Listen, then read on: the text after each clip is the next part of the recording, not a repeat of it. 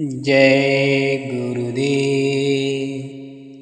प्रेमी भाई बहनों, एक पुरानी घटना प्रायः जहन में कुदेरती रहती है। वो एक प्रेरक प्रसंग भी है। बात एक कई प्रदेशों के सत्संग भ्रमण कार्यक्रम की है। परम पूज्य स्वामी जी महाराज यानी बाबा जय गुरुदेव जी महाराज अपने काफिले के साथ चलते चलते अचानक एक घड़ी झाड़ियों से अनाच्छादित जंगल के बीच रुक गए। नित्य क्रिया से निवृत्त होकर चलने को तैयार हुए थे कि सहसा एक गडेरिया यानी पाल बिरादरी का आदमी लंबी लग्गी लिए हुए विस्मय के साथ परम पूज्य बाबा जय गुरुदेव जी महाराज के पास आया। कुछ कह पाता इसके पहले स्वामी जी ने पूछा कि क्या कुछ कहना चाहते हो। उस गडरिये ने कहा कि महाराज, आप बाबा जय गुरुदेव हैं क्या? स्वामी जी ने कहा कि हाँ, मैं जय गुरुदेव नाम का प्रचार करने वाला बाबा हूँ। मुझसे कोई परेशानी है क्या? पाल जी ने तपाक से कहा कि ये शाकाहार क्या भला है। मैं यहाँ भेड़ चराता हूँ।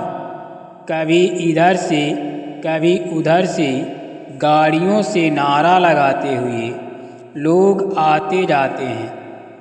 बाबा जी का कहना है शाकाहारी रहना है, शाकाहारी हो जाओगे, बीमारी से बच जाओगे। सुनते सुनते मेरे कान पक गए। आप बताइए शाकाहार कौन सी भला है? गुरु महाराज ने सोचा कि इसे कैसे समझाया जाए ताकि इसके मनोमस्तिष्क में जवाब जम जाए। गुरु महाराज ने कहा कि कितनी भेड़ें पालते हो? उसने कहा कि 25 भेड़ें हैं मेरे पास। स्वामी जी ने कहा कि कुत्ते भी हैं क्या? पाल जी ने जवाब दिया कि 2 कुत्ते हैं। स्वामी जी ने कहा कि बात बन गई।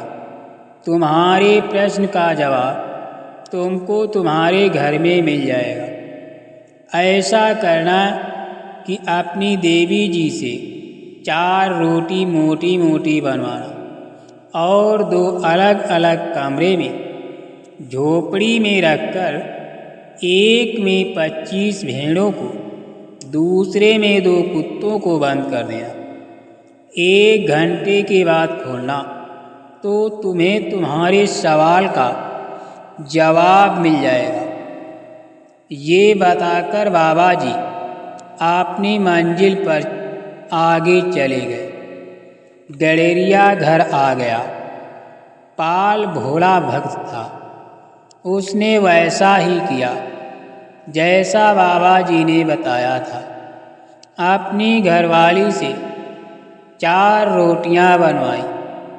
2 रोटियां अलग अलग झोपड़ियों यानी कमरों में रखकर एक में 2 कुत्तों को, दूसरे में 25 भेड़ों को बंद कर दिया। ठीक 1 घंटा बीतने पर जब देखा कि बाबा जी का बताया समय हो गया है, अब दरवाज़ा खोलते हैं।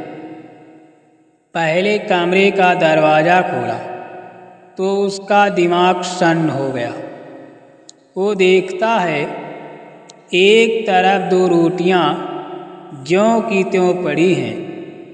दोनों कुत्ते आपस में लड़ भिड़कर, नोच घसोट कर एक दूसरे को लहूलुहान कर दिए हैं।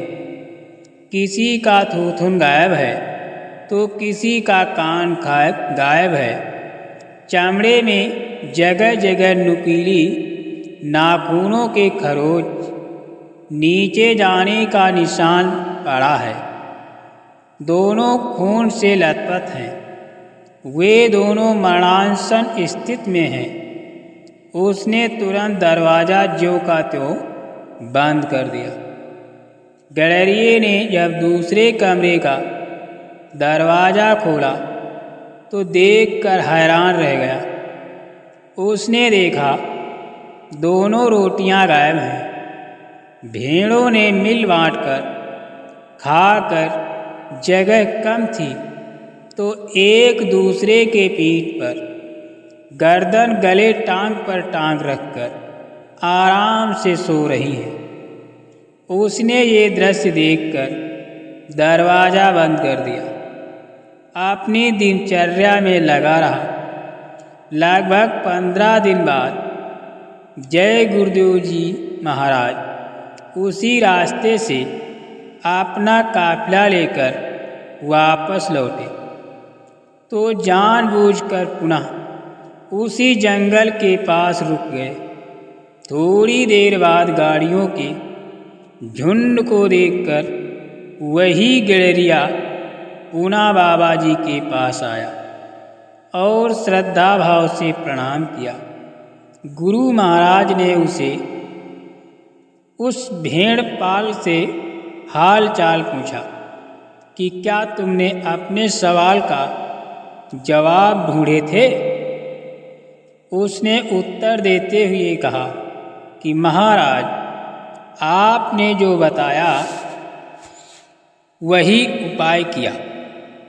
मैंने उसी तरह सवाल का जवाब खोजा। मेरी आँख खुल गई। बुद्धि पर ऐसी अमिट छाप पड़ गई कि जीवन में कभी भी नहीं भूलेगा। बाबा जय गुरुदेव के पूछने पर उसने बताया कि मांसाहार गर्मी पैदा करने वाला आहार है। ये लड़ना झगड़ना, नोचना घसोटना, खून खच्चर करना, संघर्ष, वैर, चंचलता तथा क्रोध का कारण है तथा शाकाहार ठंड मिजाज भोजन है। उसके सेवन से संयम, धर्म, एकता, मिल बाँट कर खाना, सबके हित की भावना पैदा होती है। उस भेड़ पाल की समझ में शाकाहार व मांसाहार के प्रभाव का फर्क अच्छी तरह आ गया। जीवन भर उसके दिल दिमाग में उतरेगा नहीं।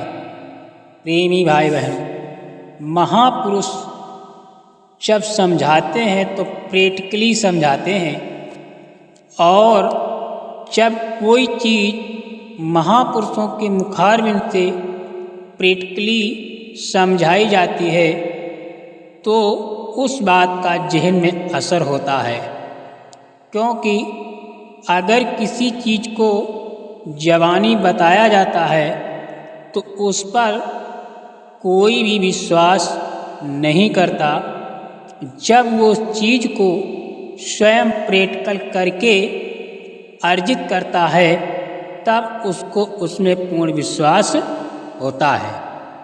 इसलिए महापुरुष किसी न किसी प्रकार से जीव को पकड़ने के लिए अपना काफिला कारवां या जा करके उसको समझाते हैं।